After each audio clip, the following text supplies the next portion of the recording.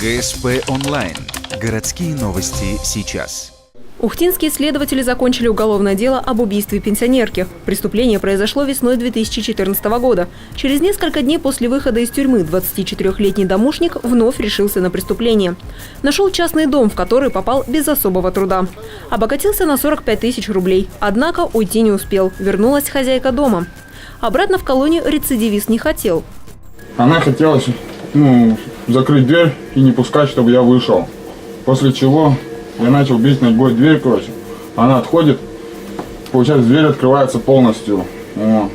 Я подбегаю к ней, начинаю ее душить. И валю ее с ног. Он хладнокровно убил женщину, после чего спустил тело в подвал. Чтобы скрыть следы преступления, мужчина перерезал газовый шланг. Надеялся, что возникнет пожар.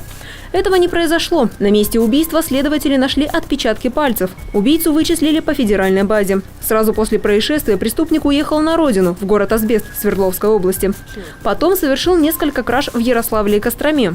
Был задержан на вокзале, когда планировал продолжить криминальные гастроли в Перми. По всем эпизодам обвиняемый признал свою вину. Дело готовится для передачи прокурору для утверждения обвинительного заключения.